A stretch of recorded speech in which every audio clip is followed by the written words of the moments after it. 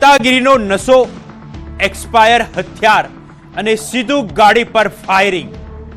દીકરીને શોધવા નીકળેલા પરિવાર પર રાજકીય નેતા કેમ બન્યા કાર્ડ? જુઓ ખાખીની હાજરીમાં આરોપીના હાસ્ય અને વગદાર પ્રેસ કાર્ડ પાછળનું અસલી સત્ય.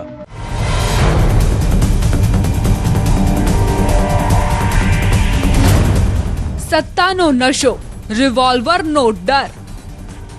જ્યારે સત્તાનો નશો રગે રગમાં ઉતરે છે ત્યારે કાયદો હાથમાં લેવો રમત બની જાય છે. વડોદરાના સાવલીમાં રાજકીય પાર્ટીના એક નેતાએ કાયદાના લીરે લીરા ઉડાવ્યા છે. ડભોઈના ધરમપુરા ગામનો એક પરિવાર પોતાની ગુમ થયેલી દીકરીની શોધમાં ભટકતો હતો. શંકા હતી કે વિશાલ બારિયા નામનો યુવક યુવતીને ભગાડીને સાવલીના પોઈચા રાણીયાના એક ફાર્મ હાઉસ પર લાવ્યો છે. પરિવાર મદદ માટે પહોંચ્યો પણ ત્યાં મોતનો સામાન તૈયાર હતો. ફાર્મ માલિક એવા રાજકીય પાર્ટીના કિસાન મોરચાના ઉપપ્રમુખ સી.કે. પટેલે મદદના બદલે રિવોલ્વર કાઢીને દહેશતનો ખેલ શરૂ કર્યો. હમણાં મારી બેનને ભોગવા ગયા હતા તેમાં એક જગ્યાએ ભયા દીધું છે. ગાડીમાં બેઠા હતા તો પાછળથી ફાયરિંગ કરી દીધું. એટલે ગોળી ઘૂસી ગઈ હતી કે પસાર થઈ ગઈ? ગોળી ઘૂસી હતી કંઈ બાતા કશું નહીં. અચ્છા. અને કેટલા રાઉન્ડ ફાયરિંગ કર્યું હતું? 2 રાઉન્ડ ઉપર ફાયરિંગ કર્યા હતા. જે વખત ગાડીમાં બેઠા ને તે વખત ફાયરિંગ કરી. ખાખીની કસ્ટડીમાં નેતાની બેશરમી. આ દ્રશ્યો જુઓ. આ કોઈ સન્માન સમારોહ નથી પણ પોલીસ કસ્ટડી છે. કોઈના પર ગોળી ચલાવ્યા પછી જેલમાં પસ્તાવો હોય પણ અહીં તો બેશરમીની તમામ હદ પાર છે. આરોપી સી.કે. પટેલ પોલીસની હાજરીમાં બિંદાસ્ત હસી રહ્યો છે અને જાણે પોતાનું ફાર્મ હાઉસ હોય તેમ મોબાઈલ ફોન હાથમાં રાખી હસતો જોવા મળી રહ્યો છે.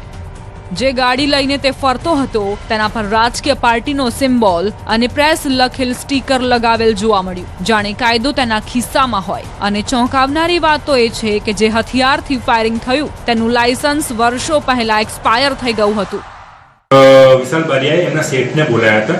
ત્યાં એમના વચ્ચે બોલાચાલી અને ઉશ્કેરાટના કારણે જે આ છગનભાઈ કાનજીભાઈ પટેલ છે હવે પોતાની રિવોલ્વર દ્વારા 1 રાઉન્ડ હવામાં ફાયરિંગ કર્યું હતું.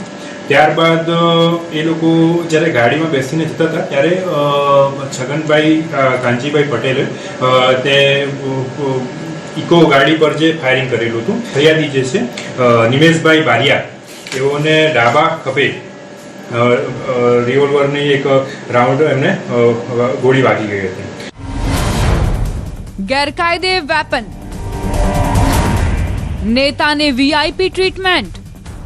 સવાલ એ થાય છે કે લાયસન્સ વગરનું હથિયાર લઈને આ નેતા કોના જોરે ફરતો હતો? પોલીસ તપાસમાં સામે આવ્યું કે 25 ફેબ્રુઆરીની સાંજે જ્યારે ઇકો ગાડીમાં પરિવાર પરત ફરી રહ્યો હતો ત્યારે આ નેતાએ જીવલેણ હુમલો કર્યો. ઈજાગ્રસ્ત નિમેશ અત્યારે હોસ્પિટલમાં ગંભીર હાલતમાં સારવાર હેઠળ છે. ભાદરવા પોલીસે આર્મ્સ એક્ટ અને બીએનએસ હેઠળ ગુનો તો દાખલ કર્યો છે પણ જે રીતે આરોપીને પોલીસ સ્ટેશનમાં વીઆઈપી સગવડ મળી રહી છે તે જોતા તપાસમાં ભીનું સંકેલાશે કે કેમ તે મોટો સવાલ છે. આરોપી પાસે જે વેપન હતું એની કોઈ લાયસન્સ અત્યારે એને એક્સપાયર થઈ ગયું હતું. એને જે લાયસન્સ રિન્યુ કરાયેલ ન.